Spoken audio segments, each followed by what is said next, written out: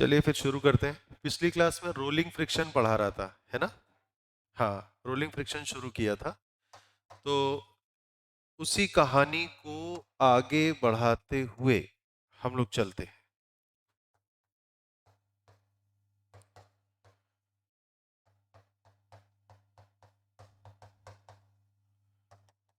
Rolling friction के लिए आपको मैंने बताया था कुछ छोटी छोटी बातें, जिसमें जो मेन बातें थी वो ये थी कि रोलिंग फ्रिक्शन कैसा होता है, स्टैटिक फ्रिक्शन होता है, याद है ना? पिछली क्लास में साइकिल भी मंगाई थी।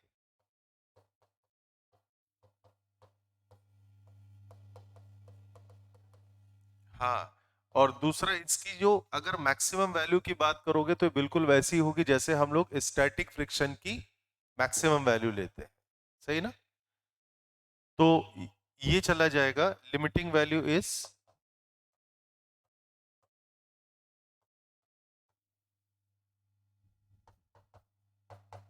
म्यू इंटू एन, यानी बिल्कुल उसी की तरह होता है जैसे हमने लिमिटिंग फ्रिक्शन का जिक्र किया था फ्रिक्शन के केस में, याद है ना? तो ये वैल्यू होती है इसके मैक्सिमम वाली, म्यू इंटू एन। अच्छा, इस पे चर्चा करते हैं।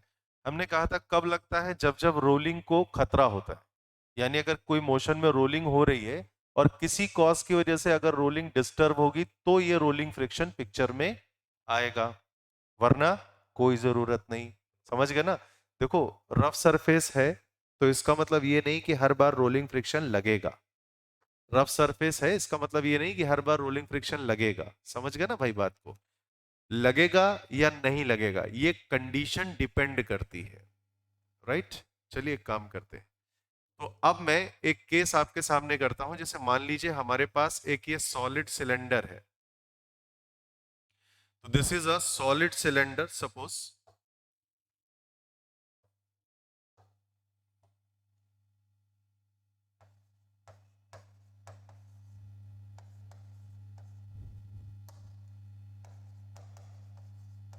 This is a solid cylinder. समझिएगा बात को। सॉलिड सिलेंडर को हमने ग्राउंड पर रखा। इसका रेडियस हम बोल देंगे आर, और इसका मास बेटा हम बोल देंगे एम। तो मैं यहां पे ऐसे लिखता हूं, mass equal to M and radius equal to R. Mass equal to M and radius equal to R. ठीक है? तो अब सुनिएगा, ऊपर मैंने एक फोर्स लगाया, यहां पर मैंने ऊपर एक फोर्स लगाया एफ का। ठीक है? यहां पे रफनेस थी म्यू की। तो ये फोर्स लगाने के बाद अब मैं आपसे पूछूंगा कि what is the acceleration of this cylinder. What is the acceleration of cylinder? तो हमारे पास क्वेश्चन क्या है, find the acceleration of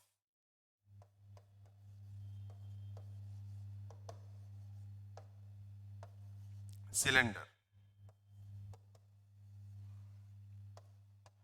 find the acceleration of cylinder. ठीक, बात समझ में आई? अच्छा, अब सुनो।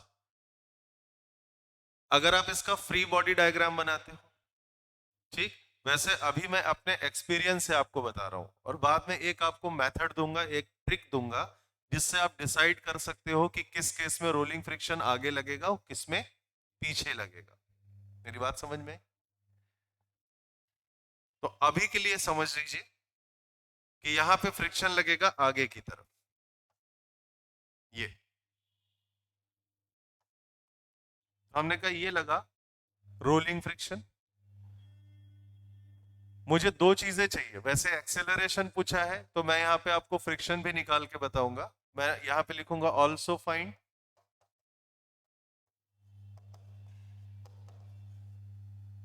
द वैल्यू ऑफ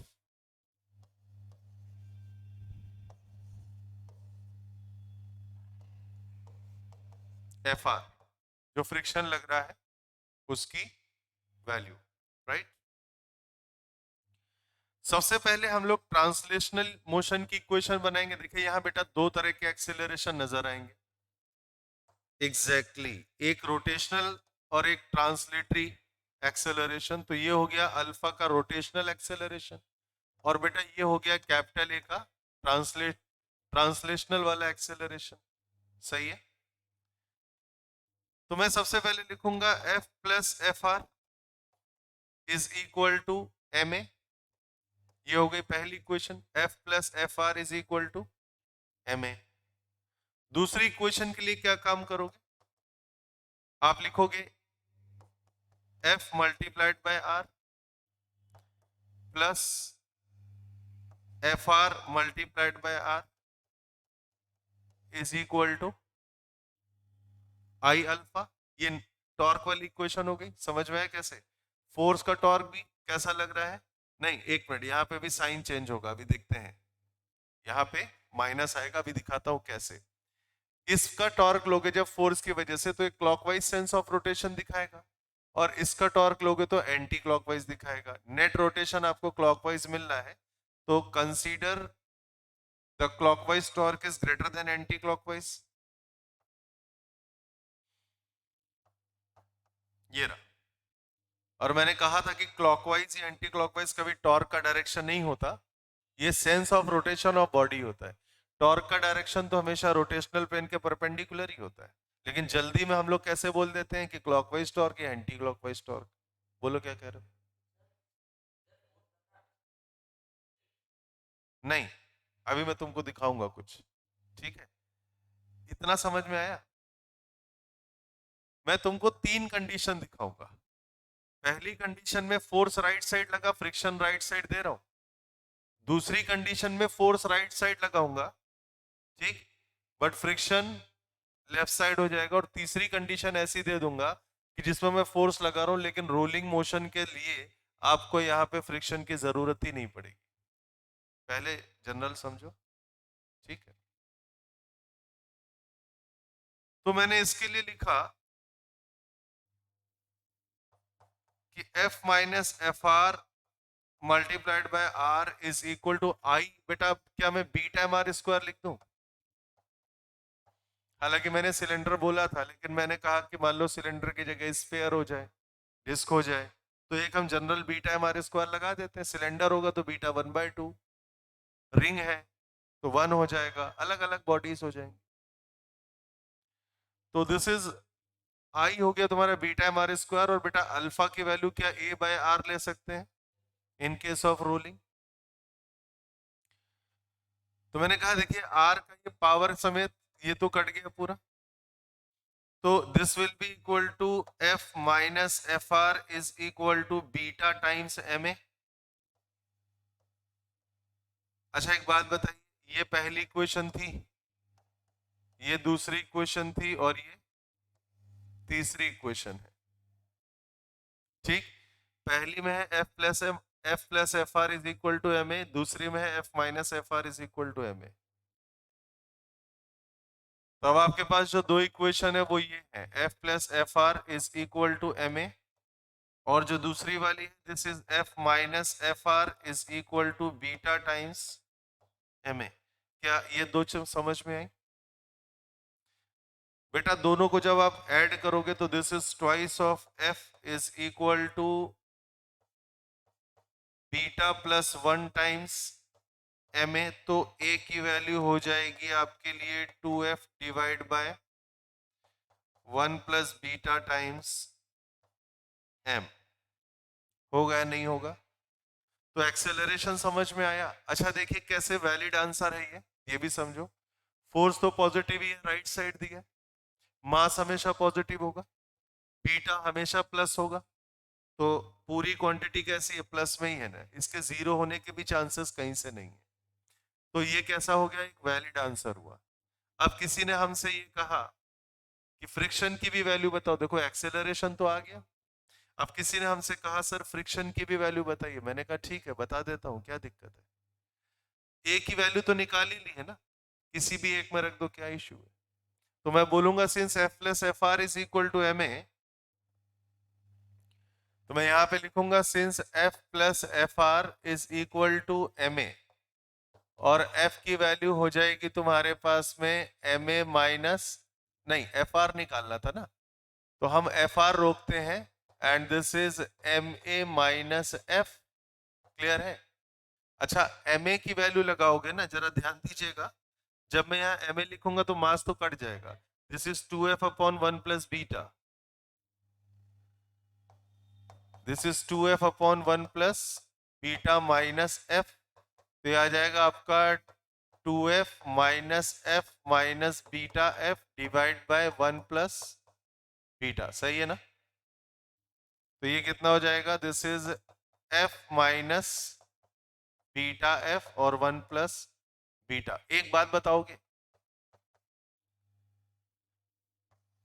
बीटा की बड़ी से बड़ी वैल्यू लोगे तो बीटा 1 मिलता था इन जनरल, है ना?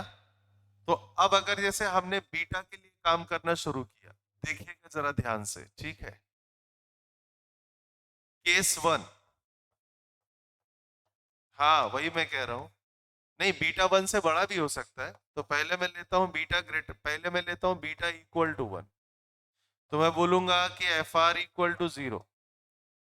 अच्छा बताइए, अगर यही रिंग होती, रिंग के लिए हमारे स्क्वायर होता है ना मोमेंट ऑफ इनर्शिया, तो रिंग अगर होती तो बीटा 1 लेता मैं, हालांकि सॉलिड सिलेंडर लिखा है बात अलग है, लेकिन अगर मान लो रिंग होता तो बीटा 1 होता। बीटा 1 के केस में ये कितना आ रहा है? 0। इसका मतलब रोलिंग फ्रिक्शन की जरूरत ही ना होती, रोलिंग अपने आप मेंटेन होती इस फोर्स को लगाने के बाद। हो सकता था कि नहीं? हो सकता था। ठीक है, फिर से सुनो। केस 2,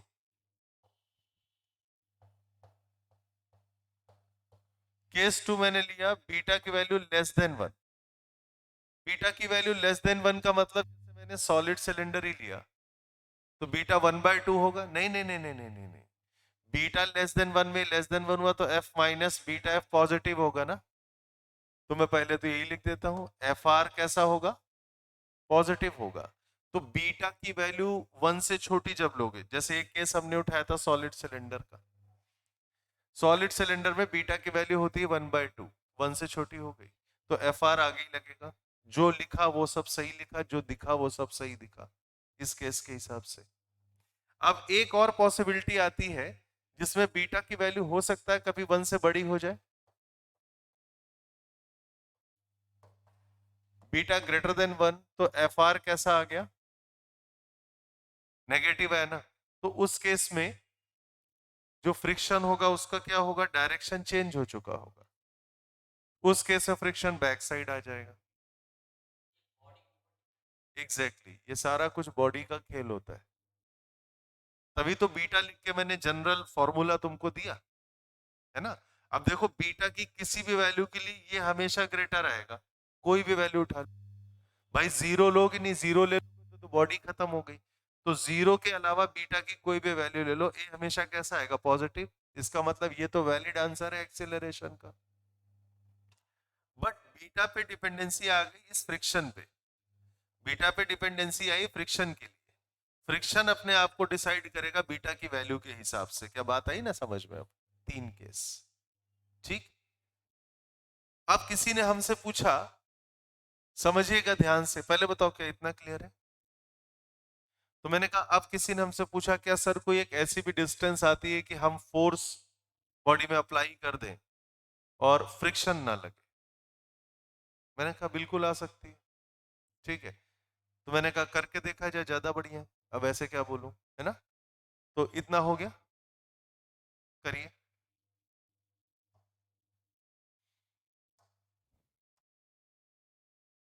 लीजिए बैक कर दिया।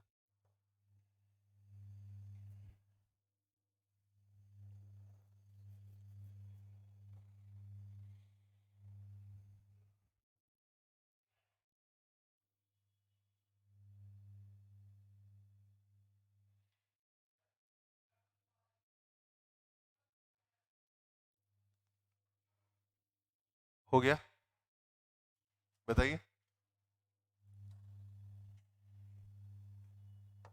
ये लीजिए, लिखिए फटाफट।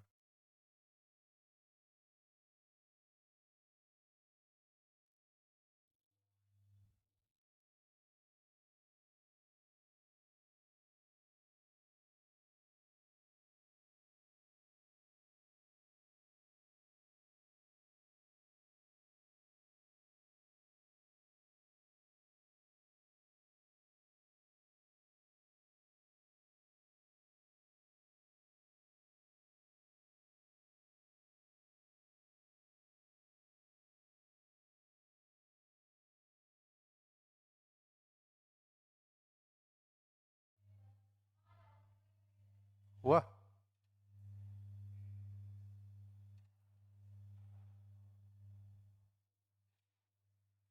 अब देखो, मान लो एक हेडिंग बनाई जाए, रोलिंग विदाउट रोलिंग फ्रिक्शन।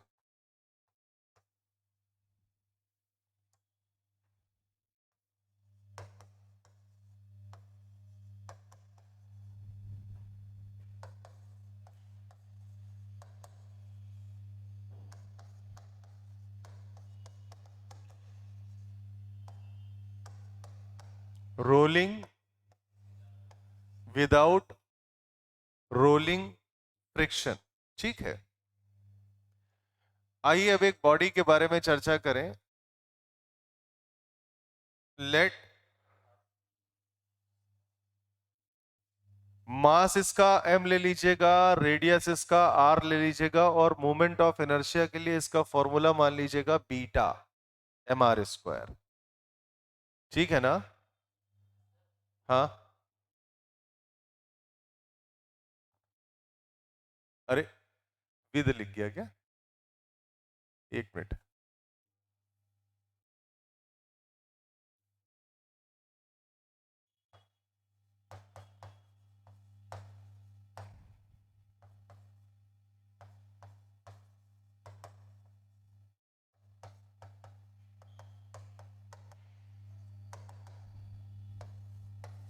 ठीक है, अब इस बॉडी का मोमेंट ऑफ इनर्शिया क्या लेके चल रहे हो तुम? ICM, सेंटर ऑफ मास के अबाउट लेके चल रहे हो बीटा mr²। इसका मतलब कोई भी बॉडी हो सकती है ना? समझिएगा बात को, मैं क्या करने वाला हूं। मैंने फोर्स लगाया, और कहां पे लगाया ध्यान दीजिएगा। एक जनरल पॉइंट मैंने माना इस बॉडी में h हाइट ऊपर सेंटर से इसके,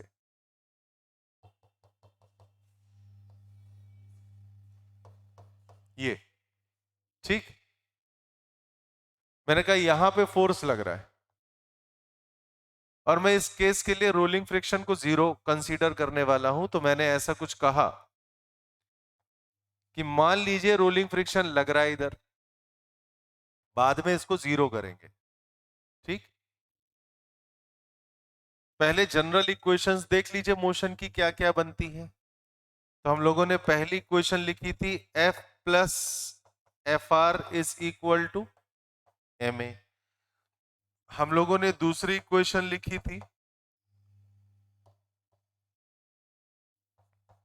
F minus F R is equal to, देखिएगा, बीटा mr² था, तो बीटा ma हुआ था ये, याद आया?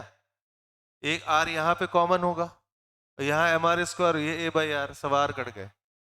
ठीक है ना, डायरेक्ट लिखा मैंने, चलेगा ना? अब अगर हम f की वैल्यू 0 रख देते हैं, तो देखो क्या, मतलब फ्रिक्शन अगर 0 हो जाता है तो क्या निकल के आता है। हाँ, मैं इसको ना यहाँ पे ऐड करता हूं, तो फ्रिक्शन वैसे ही कट जाएगा। तो F कितना निकल के आएगा? ma times 1 plus beta. एक तो ये हो गया, ठीक है। एक तो ये हुआ, हाँ। यहाँ पे बस 2 लिख दे तो हो जाएगा। ये ऐड हो गया, F और F कितना हो गया? 2F हुआ।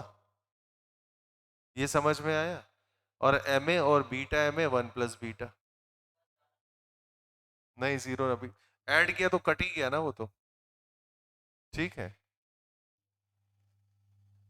अच्छा, तो हम लोगों ने फिर यहां से क्या किया था? हम लोगों ने किया था F की वैल्यू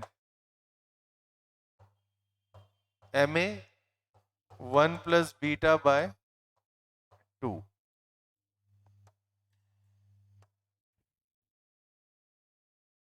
ये सही है।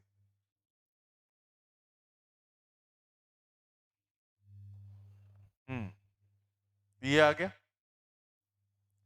ठीक है। इतनी बात आई ना समझ में? अब हम लोग देखो क्या काम करने वाले हैं। अगर यहां हम फ्रिक्शन 0 करते हैं, ध्यान से सुनिएगा, मैंने कहा अगर हम यहाँ पे फ्रिक्शन 0 करते हैं तो केवल एक F का टॉर्क लेना पड़ेगा, तो F इंटू एच। यार एक चीज सुनो, हम लोगों ने F को h हाइट पे लगाया, ये कैलकुलेशन बदलेगा, ध्यान ही नहीं दिया, देखो।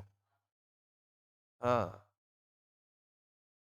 वही पुरानी आदत पड़ी, उसी से कर गए, देखो ये है, बिल्कुल बिल्कुल बिल्कुल ये होगा ना, F इंटू एच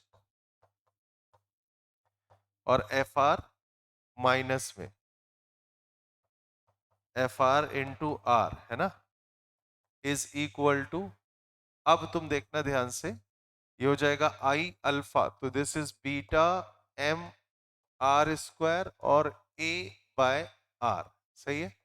तो ये कटा, तो F H minus F R into R is equal to beta M R A, ये है, सही ना भाई। अब देखो मैं क्या काम कर रहा हूं,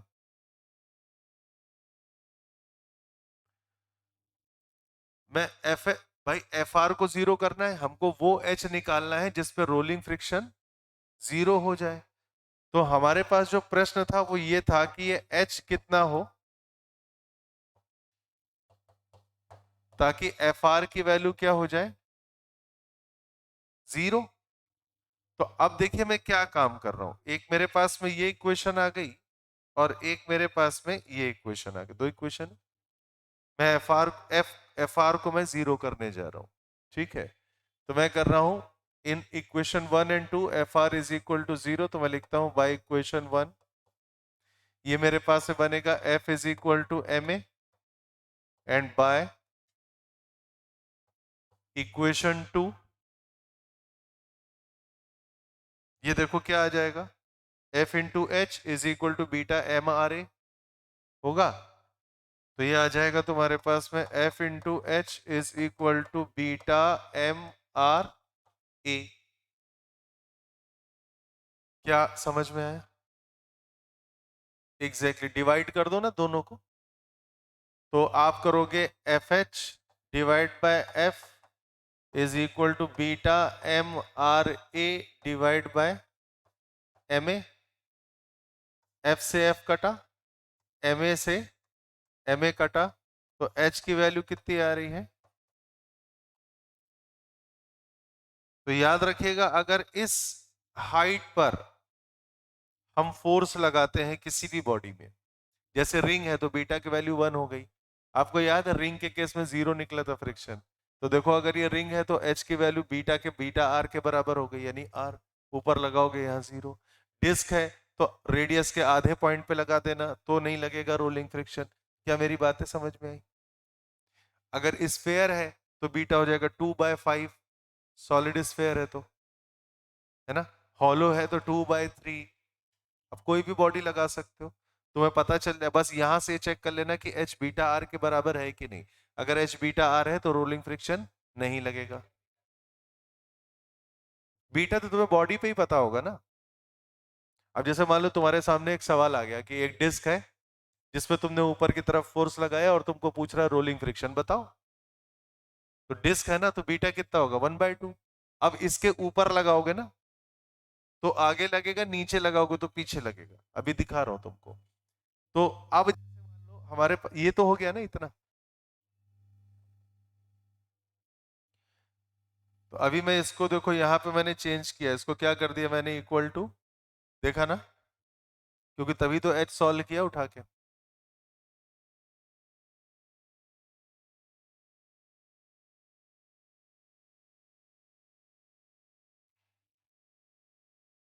हो गया। अब देखिए, अब अगर मैं बीटा आर से ऊपर या नीचे लगाता हूं, अब ध्यान से सुनना,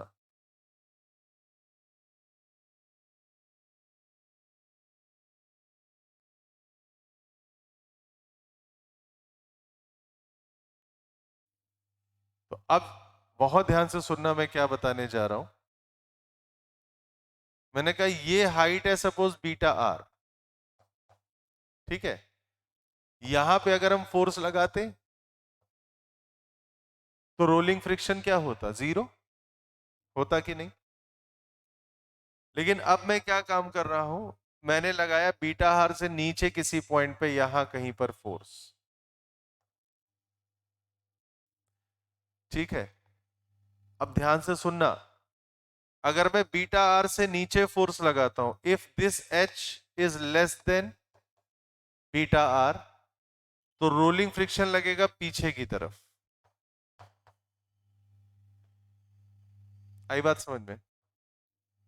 if this H is less than beta R, तो रोलिंग फ्रिक्शन लगेगा पीछे की तरफ।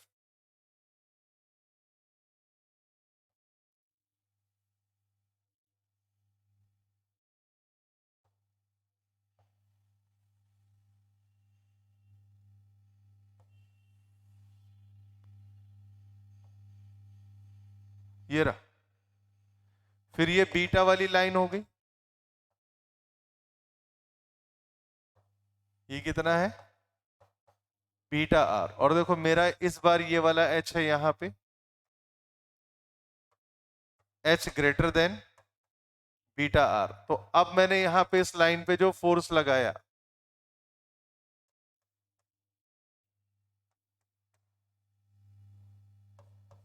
ये, तो ये याद रखना रोलिंग फ्रिक्शन लगा देगा आगे की तरफ। मतलब समझ गए? जब एच को बीटा आर पे लगाओगे तो रोलिंग फ्रिक्शन नहीं लगेगा। ठीक। और जब एच को आप बीटा आर से नीचे डिस्टेंस पे लगा रहे हो तो रोलिंग फ्रिक्शन पीछे। और जब आप एच को बीटा आर से ऊपर ले जा रहे हो तो रोलिंग फ्रिक्शन आगे की तरफ। ये लिख लीजिए।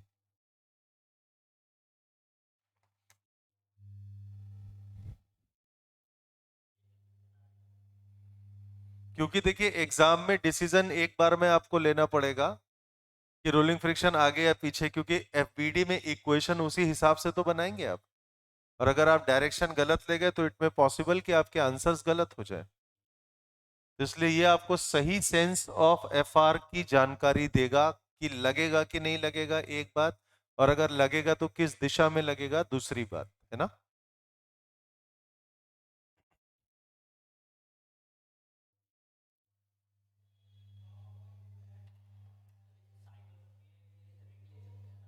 क्यों नहीं ले सकते हो?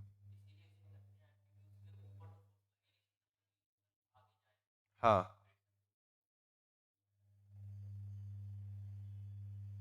पैडलिंग करेंगे तो पिछले पहिए में आगे भी लगता है, बताया तो था पिछली क्लास में। अपन, हाँ, टायर वाला। हम्म, टायर वाले में आगे लगेगा, पीछे नहीं लगेगा। टायर में टेंजेंट पे लगा रहे थे फोर्स। देखो टायर वाला तो ले लिया हमने, टायर वाले में तो तुम यहां फोर्स लगा रहे हो तो जीरो फ्रिक्शन आएगा।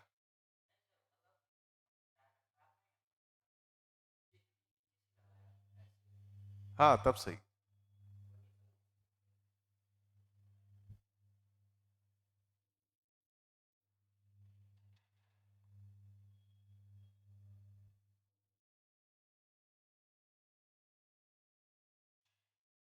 हो गया।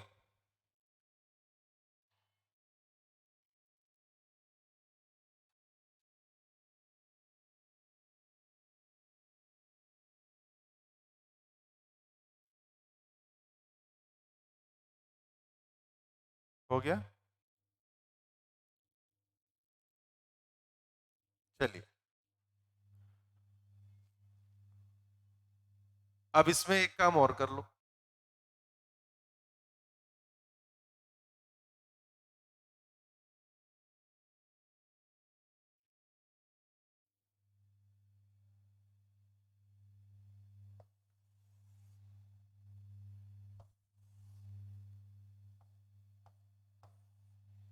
थीटा का कोई इंक्लिनेशन दिया?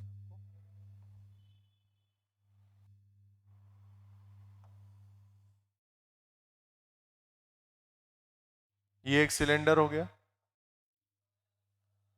इसका मोमेंट ऑफ इनर्शिया लेके चलिएगा। सॉलिड सिलेंडर दे देता तो आप समझदार हो, हाफ एम आर स्क्वायर ही लोगे, है ना। ये बॉडी कैसी है?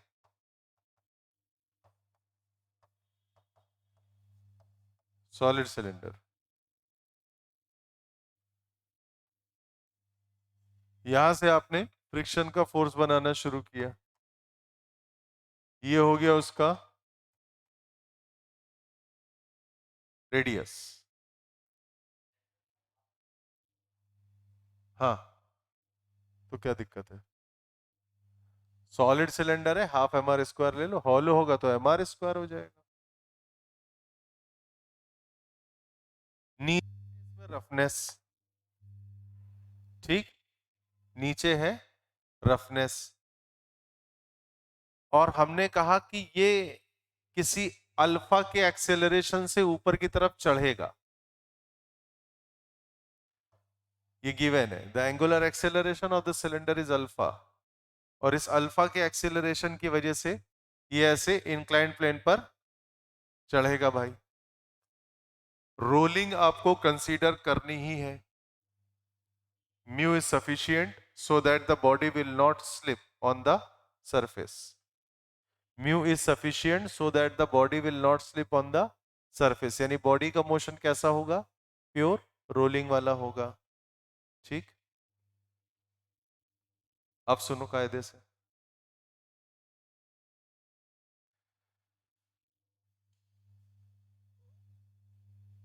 तो क्या हुआ कि जैसे ही तुमने फोर्स लगाया, अबे रोलिंग होगा तो ट्रांसलेशनल और रोटेशन दोनों का इक्विलिब्रियम ही तो होगा। क्या बात कर रहे हो? नीचे की तरफ भी देखो, तुमको एक फोर्स नजर आएगा इसमें, अगर तुम मन की आंखों से देखो।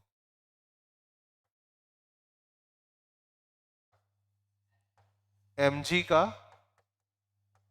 साइन थीटा, mg का कॉस थीटा तो तुम्हारा परपेंडिकुलर हो जाता है ना। अब आपको इस अल्फा के लिए काम करना है, तो ये इस पॉइंट पे आप अगर फ्री बॉडी डायग्राम बनाते हो, इसका ट्रांसलेशनल वाला बनाओगे तो लिखोगे F minus M G sine theta is equal to M A. लिख दो पहली वाली इक्वेशन। तो तुमने पहली इक्वेशन लिखी यहां पे, F minus M G sine theta is equal to M A.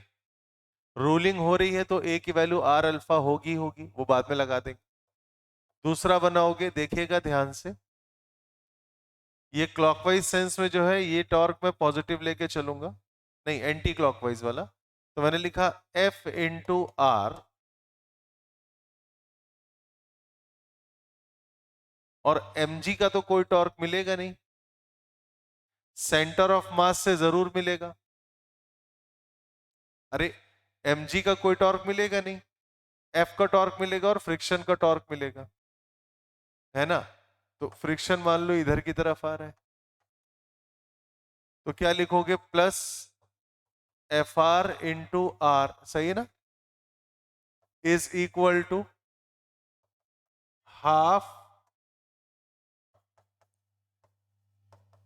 M R square, alpha की जगह रख देना ए बाय आर। तो जितना पावर है आर का ये तुम्हारा चला जाएगा, ये और ये। तो ये आ जाएगा तुम्हारे पास में F plus F R is equal to M A by M A by 2। पहली इक्वेशन ये है, दूसरी इक्वेशन ये है। क्या बात आई समझ में? पहली इक्वेशन ऊपर हो गई, दूसरी इक्वेशन नीचे हो गई।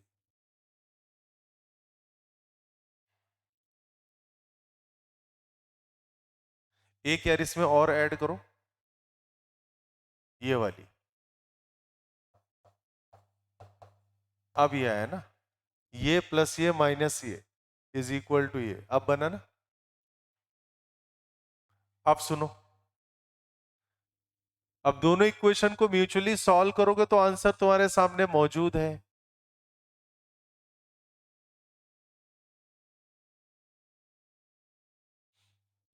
अननोन कितने दिख रहे हैं इसमें आपको?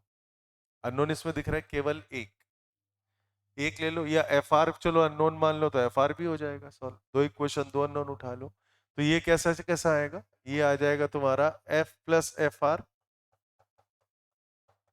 माइनस एम जी का sine theta is equal to M A. ये हो गया पहला।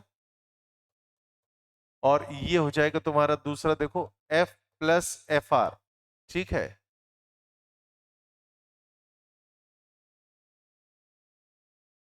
यहां भी एक माइनस आएगा।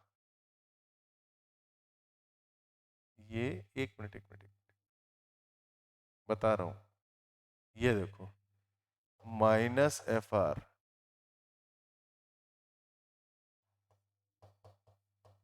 ये है। क्यों कर रहा हूं पता है? इसका ये एंटी क्लॉकवाइज सेंस देगा।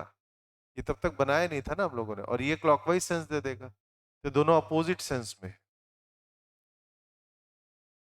तो ये आ जाएगा तुम्हारा F minus F R is equal to M A by two. ये आ गई दूसरी इक्वेशन। अब यार इसको ऐड कर दो तुम, तो एफ आर कट गया, तो this will be 2F minus M G sine theta is equal to 3/2 M ए।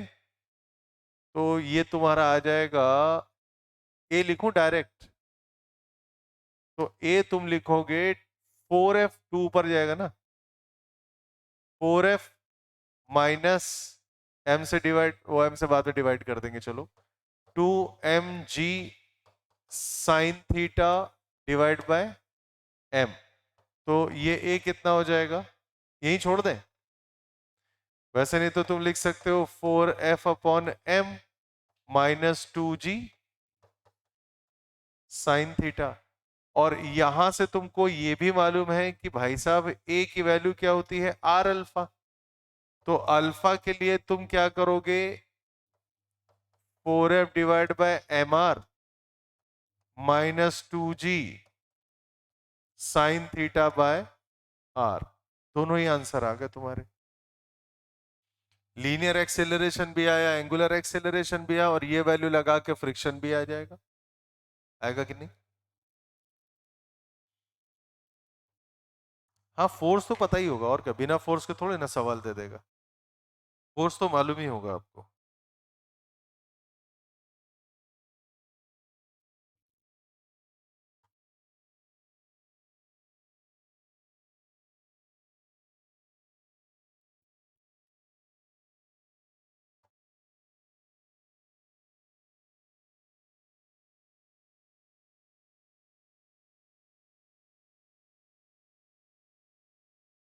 हो गया?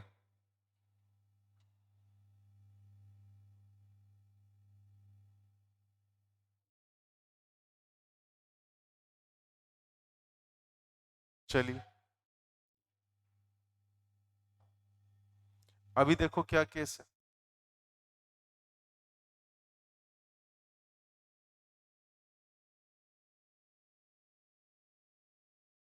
हम्म। हम्म। हाँ, तो क्या दिक्कत है? लीनियर एक्सेलरेशन थोड़ा डिपेंड करेगा। रोलिंग तो कंसीडर कर ही रहे हो ना उधर, रोलिंग कंसीडर कर रहे हो ना, इसलिए नहीं हो रहा है। ठीक है भाई, रोलिंग कंसीडर कर रहे हो, तभी तो तुम ए की वैल्यू को आर अल्फा लिख के आर आर सब काटे दे रहे हो, तभी तो वो फ्रिक्शन वाला टर्म कटेगा। भाई आर काटने के बाद जब तुम दोनों इक्वेशन को जोड़ रहे हो, तो तुम्हारा फ्रिक्शन कैंसिल हो रहा है। अच्छा मान लो अगर रोलिंग ना हो रही होती तो A is equal to R alpha लिख पाते? कहीं नहीं लिख पाते, तो फ्रिक्शन कटता ही ना। अब आई ना बात समझ में? अब अच्छा, ये एक केस तुमको दे रहा हूं, हमको करके दिखाओ।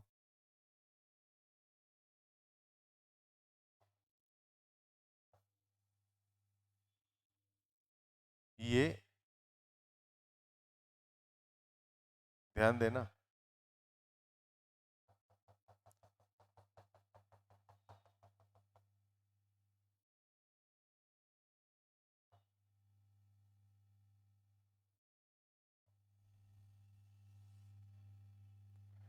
ये सरफेस है।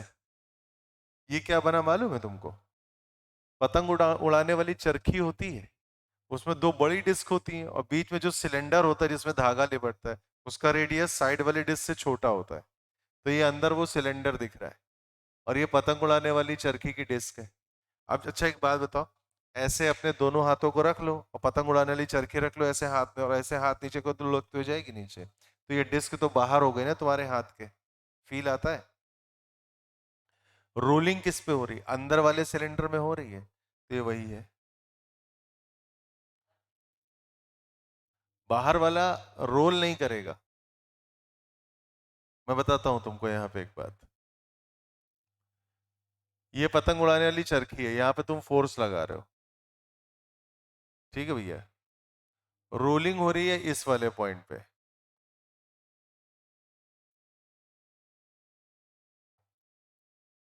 ये है, ये पॉइंट रोल कर रहा है।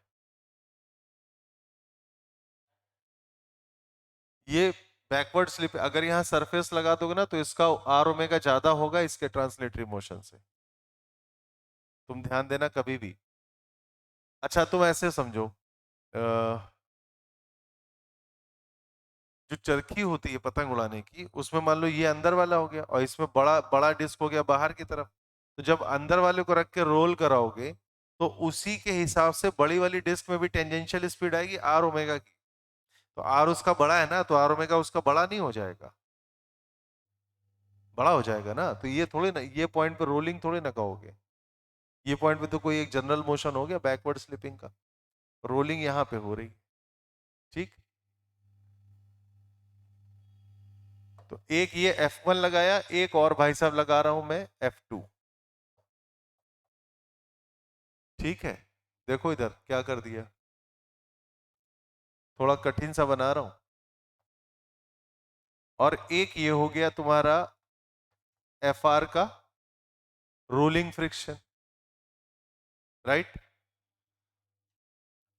अभी तुमको क्या करना है, ये छोटा वाला रेडियस है स्मॉल आर, ये बड़ा वाला रेडियस है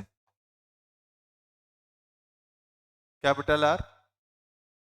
तुमको निकालना है the acceleration of the body, और बॉडी के लिए मोमेंट ऑफ इनर्शिया लगाओगे तो तुम बड़े सिंपल से लगा देना बीटा एम आर स्क्वायर। हालांकि इसके लिए अलग से लिखोगे तुम, वो एक अलग चीज है, लेकिन तुम फिलहाल ऐसे लिख देना बीटा एम। देखो क्या लिख रहा हूं, R square plus small R square. Moment of inertia की वैल्यू ये लेनी है तुमको। क्लियर?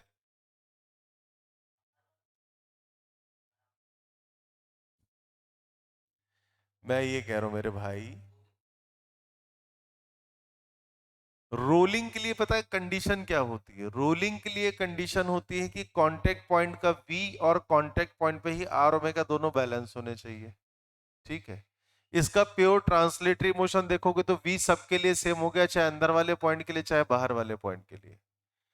तो अगर इस वाले पॉइंट के लिए V और आर ओमेगा है, पहले देखो अगर यहां का V है तो यहां का भी तो V होगा, सेम होगा। यहां पे भी वही, यहां पे भी वही V होगा, यहाँ पे भी वही भी होगा, यहाँ पे भी वही भी होगा, अंदर वाले पे भी वही भी होगा। ये तो ट्रांसलेटरी मोशन हुआ। अब अगर मैं लिखता हूं ये स्मॉल आर ओमेगा होगा, ये कैपिटल आर ओमेगा होगा, तो अगर यहाँ पे रोलिंग हो रही है तो ये भी स्मॉल आर ओमेगा के बराबर होगा। तो अगर एक बार भी स्मॉल आर ओमेगा के बराबर हो गया तो भी कैपिटल आर ओमेगा से तो छोटा हुआ ना। तो ये वाला पॉइंट अगर यहाँ पे तुम कोई ग्राउंड ऐसे मान लो तो ये पॉइंट पीछे की तरफ स्लिप मारेगा। एग्जैक्टली अब समझ में आया तुमको? ये पॉइंट पीछे स्लिप करेगा क्योंकि ये वेलोसिटी इस v यानी स्मॉल आर ओमेगा से बड़ी है। अभी समझ में आया? हाँ, डाउट ना रखना दिमाग में।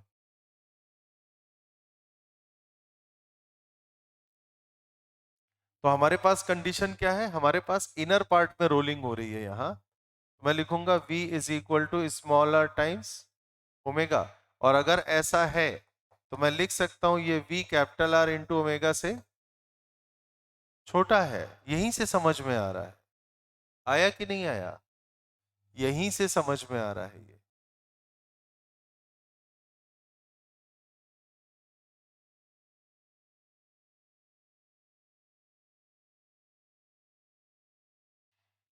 है बेटा? हाँ, मास m है, देखो ऊपर लिख दिया beta M cap small R square plus capital R square. अब हमें एक्सेलरेशन की इक्वेशन बनानी है, बड़े आराम से वही सारे पुराने स्टेप हैं, कुछ भी नया इधर नहीं है, बस थोड़ा अलग स्टाइल में चलेगा काम। तो क्या क्या लिखोगे? सबसे पहले तो आप लिखोगे F1 plus F2 plus FR is equal to M into A. ये पहली क्वेश्चन बनाई क्यों? ये तो ट्रांसलेटरी क्वेश्चन है, ये भी राइट साइड, ये भी राइट साइड, ये भी राइट साइड, तो तीनों को जोड़ोगी तो ठीक है। एक तो ये हुआ। दूसरा देखो, सेंटर ऑफ मास के अबाउट, पहले इधर ध्यान से देखो, F1 का टॉर्क होगा F1 इंटू स्मॉल आर होगा, सेंस ऑफ रोटेशन बॉडी का क्लॉकवाइज। F2 का टॉर्क होगा F2 into capital R, sense of rotation body का क्लॉकवाइज। तो पहले तो यही लिखता हूं, F1 F1 into small R, F2 into capital R minus FR into small R is equal to I alpha, I ये पड़ा है, beta M into A by R. इस बार आर वैसे कटेगा नहीं पूरे में, काहे के लिए? हाँ ये अच्छा वो तुमने बोला, ये होगा, ये काहे, ये CM है, इसका एक्सेलेरेशन ए है, तो ये देखो यहाँ इस पॉइंट पर रोलिंग हो रही, तो स्मॉल आर की दूरी पे है ना, तो A is equal to small R times alpha. सही ना? हाँ। अगर इस सवाल में तुमको हम एक रिलेशन दे दें कि मतलब small R is equal to capital R by 2, तब तो कैपिटल आर में आ जाएगा पूरा, कैपिटल आर कट भी जाएगा। लगा दें, कैलकुलेशन आसान हो जाएगा, आंसर आ जाएगा जल्दी अपना। तो मैं यहां पे कंडीशन डाल रहा हूं, if small R is equal to capital R by 2। तो बेटा क्या क्या रखोगे? तो F1 into capital R by 2 plus F2 into capital R minus FR into capital R by 2 is equal to beta M. एक बात बताना, ये आर स्क्वायर, तो ये आर स्क्वायर बाय 4, सही है? राइट? क्या क्या आया बताना, ये F1 by 2 plus F2 minus FR by 2 times R, सही है?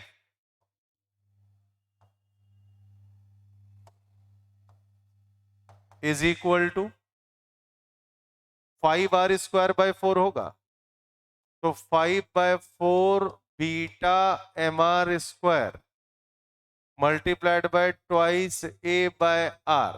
बोलिए, ठीक है ना? अब जितने R हैं, ये ये और ये कट गया, ये देखो 2 और 4, ये 2 आ गया, तो तुम्हारे पास यहां से आया F1 बाय 2 प्लस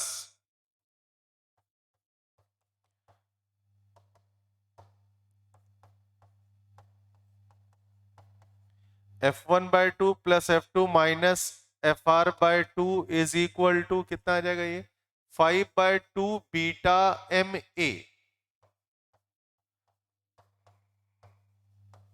बोलिए, कितने अननोन हैं? दो, एक एक्सेलरेशन, दूसरा FR। इक्वेशन कितनी है? दो, एक ये वाली,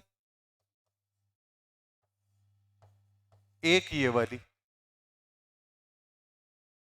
क्या यहां से सॉल्व हो सकता है? अगर आप MA की वैल्यू,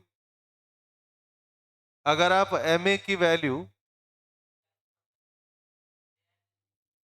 क्या काय चला जाएगा? एक एक एक F2/2 है ना, कैसे कट जाएगा? एक FR है, एक FR/2 है ना, कैसे कट जाएगा? हाँ बच जाएगा ना। तो इसमें क्या करो, MA का मैनिपुलेशन कर दो, F1 plus F2 plus FR, FR unknown बचेगा पूरी इक्वेशन में। दिखाओ, तो this is F1/2 F2 minus FR/2 is equal to 5/2 beta M नहीं, MA का पूरा मैनिपुलेशन ये डालिएगा, F1 प्लस F2 और प्लस FR। अब बताओ, क्या पूरी इक्वेशन में सिर्फ FR अननोन दिख रहा है? सॉल्व हो जाएगा FR यहां से, बोलो। और एक बार FR अगर सॉल्व हुआ तो तुम्हारा A भी आ जाएगा बाहर निकल के, आएगा कि नहीं?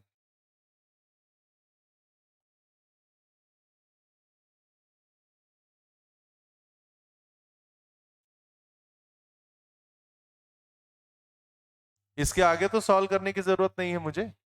अब FR अलग कर लेना, अब उसमें यही सॉल्व करेंगे तो फिर आगे कब कराएंगे?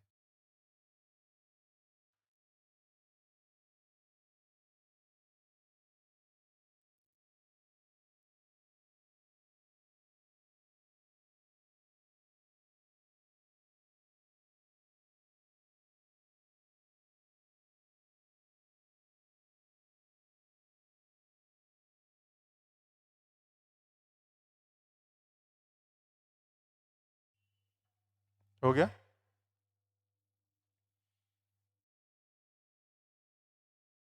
चलिए एक काम और किया जाए।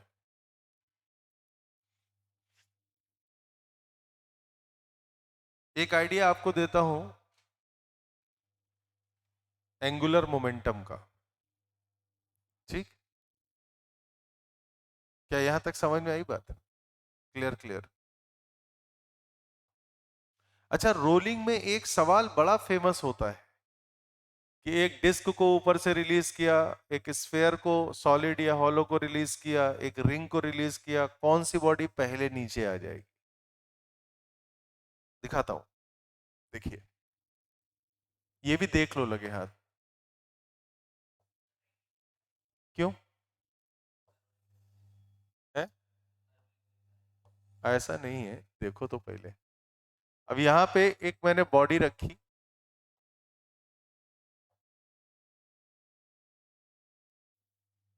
क्या क्या है? रिंग है, और सबके मास एम रेडियस आर है, ठीक है।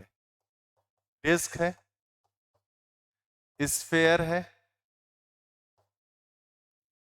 एंड हॉलो शेल है।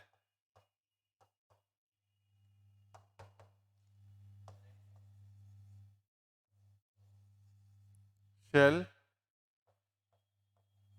Each of mass M and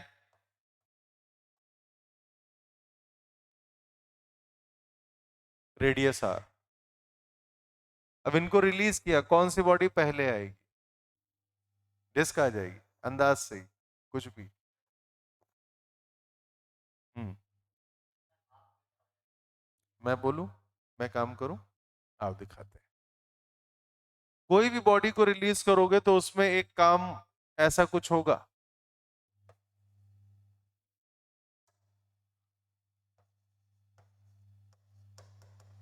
ये आएगा, ये आएगा, बोलिए। FR बॉडी पे डिपेंड करेगा, और तो कोई फोर्स लगा नहीं रहे हो। देखा जाए तो बीटा की वैल्यू तुम 0 इस्तेमाल कर रहे हो, बता। F सेंटर पे ही लग रहा है ना, तो एक तरह से हाइट कितनी हो गई सेंटर से? 0। तो इसमें तो हर बार पीछे ही लगा देगा, क्योंकि जब उस H से नीचे आया था तो पीछे लग गया था, जब तुम सेंटर पर लगाओ तो पीछे ही लगेगा ना। समझ गए? अच्छा, तो दो इक्वेशन बना सकते हो। पहली बना सकते हो तुम, mg sine theta is equal to ma, बन जाएगी ना। और दूसरी हो जाएगी FR इंटू आर। ना ना ना ना ना ना, देखो, हाँ हाँ हाँ, ये बनेगी पहली वाली, mg sine theta minus FR is equal to ma। और दूसरी तुम बनाओगे, अब केवल FR का ही टॉर्क मिलेगा, तो FR into R is equal to beta MR square, कर सकते हो, इंटू A बाय आर। अच्छा ये बताइए, जिस बॉडी का एक्सेलरेशन ज्यादा होगा वो पहले आएगी नीचे, जिसका कम होगा वो देर से आएगी। आर आर आर कटा, तो एफ आर हो गया तुम्हारा बीटा टाइम्स एम ए हुआ बाय 1 and 2। इधर लिख देता हूं इसके आगे, यहां से लिख देता हूं इधर पे ही, चलो ठीक है चलेगा, आ जाएगा इतने में बाय 1 and 2। अभी ध्यान से देखना, तुमने लिखा mg का sine theta minus F R की value beta M A is equal to M A, सही ना?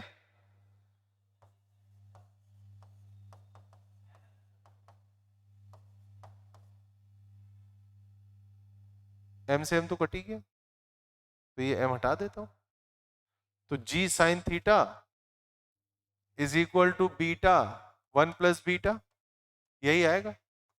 तो ए की वैल्यू देखो क्या आ रहा है तुम्हारा जी। अब यार एक बात बताओ, जिस बॉडी का बीटा जितना बड़ा होगा, आपको ऐसा नहीं लगता वो उतना लेट आएगी? जिस बॉडी का बीटा जितना बड़ा होगा वो उतना लेट आएगी, क्योंकि बीटा बड़ा एक्सेलरेशन छोटा, और जिसका एक्सेलरेशन छोटा होगा वो उतना देर से नीचे आएगा।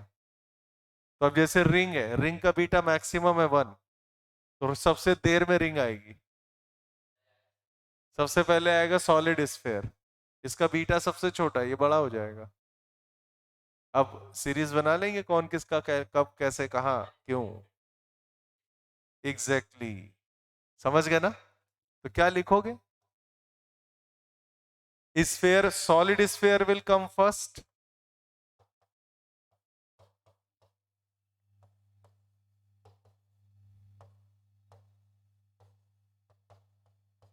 and the disk will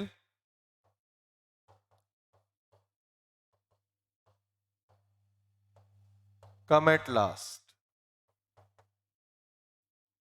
सही ना?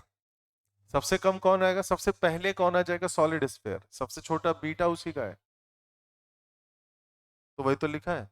अरे यार रिंग है, हाँ डिस्क लिख गया मैं, रिंग। अच्छा बोल भी रिंग ही रहे हैं, हाँ और वो लिख दिया डिस्क।